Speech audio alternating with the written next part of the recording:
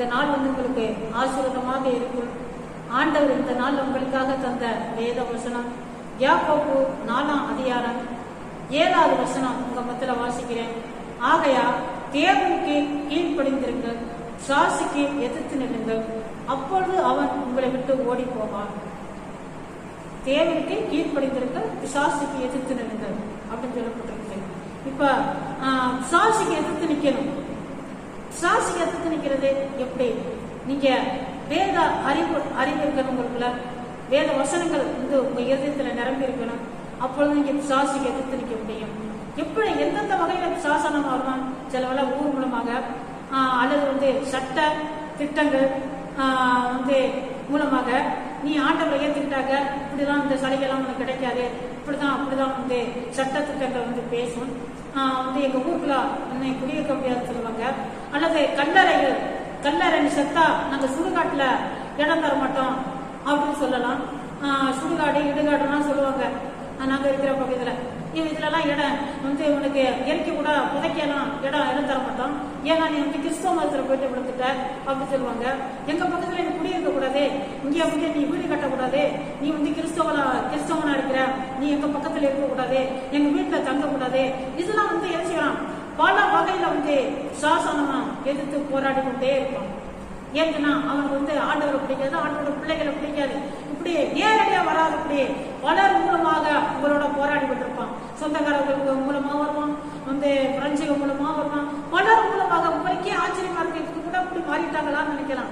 ஏன்? சாசி அவங்களை தூண்டி விட்டுருக்கான், சாசி அவங்க மூலமாக ஏறி உங்களோட எதிர்த்து போராடி கொண்டிருக்கான். ஆனா உங்களுக்குள்ள வேத அறிவு இருக்கும்னு சொன்னாக்க, வேத வசனத்தை பற்றி நீங்க நன்றாக தெரிஞ்சிருப்பீங்கன்னா, ஜபத்துல உறுதியாக தெரிஞ்சிருப்பீங்கன்னா, நீங்க அவனுக்கு எதிர்த்து நிக்க முடியும்.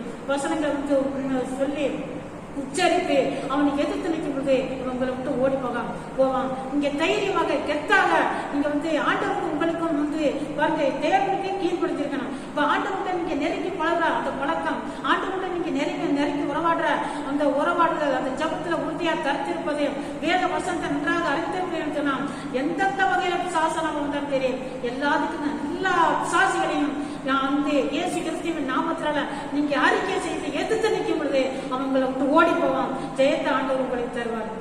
ஆண்டவர் உங்களோட கூடவே இருப்பார். பல வகையில சாசனம் போராடப்பட்டிருக்கலாம். சில வேலை நேரடியா கூட சில பரிசுத்தவங்களாம் சொல்லியிருக்காங்க, நேரடியா கூட சாசனம் பேசியிருக்கிறாங்க. நாங்க வாழ்ற பக்கத்துல பாசு எபினேசரும் சரி, நான் சரி, சாசிகளை செலவுல நேரடியா பார்த்து சாசுடைய சத்தத்தை கேட்டுக்கிறோம், எல்லாம் போராடி இருக்கிறோம், பேசி இருக்கிறோம்.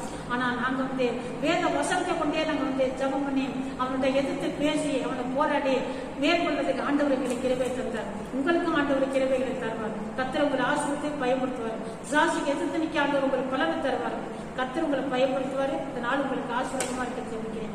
பரிசுத்தம் நல்ல பிதாவே, உங்கள் தோத்திரம் நன்றி தகப்பனே. ஏசாப்பா உங்கள் தோத்திரம் இந்த வார்த்தைகளை ஆண்டவரை கேட்ட இந்த பிள்ளைகளை ஒவ்வொருத்தரையும் ஆண்டவரே தகப்பனையும் உங்கள் தோத்திரம் நீங்க பலப்படுத்துங்கப்பா. ஆண்டவரே உங்களுடைய தைரியத்தினால நிரப்புங்க. சாசிக்கு பயப்படாதபடி ஆண்டவரே மனிதனுக்கு மூலமாக ஆண்டவரை சாசி ஏறிக்கொண்டு ஆண்டவரை உங்களுடைய பிள்ளைகளோட பிரச்சனைக்கு வர்றான்ப்பா.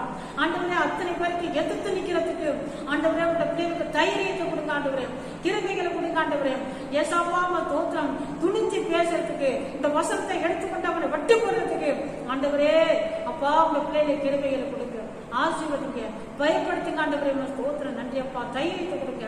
யார் யாரு என்னென்னதான் சொல்லி பயம் காட்டினாலும் ஆண்டவரே அந்த பயத்துக்கெல்லாம் பயப்படாதபடி உங்களோட பிள்ளைகளை தைரியமா நிக்கிறதுக்கு உதவி செய்ய தகப்பனே ஸ்தோத்திரம் நன்றி அப்பா.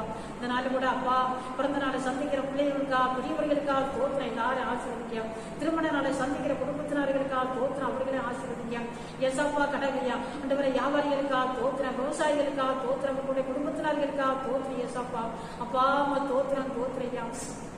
ஆண்டவரே மீனவர்களுக்காக ஸ்தோத்திரம், அவர்களோட குடும்பத்தினர்களுக்காக ஸ்தோத்திரம், தகப்பனே ஸ்தோத்திரம். எல்லாரையும் ஆசீர்வதிங்க, தேவைகளை சந்திங்கப்பா. ஆண்டவரை தைரியப்படுத்துங்கப்பா. ஸ்தோத்திரம் நன்றி தகப்பனே ஸ்தோத்திரம். இதையெல்லாம் இயேசு கிறிஸ்து நாமத்தில் சொல்லுகிறோம். பரிசுத்தம் நல்ல பிதாவே.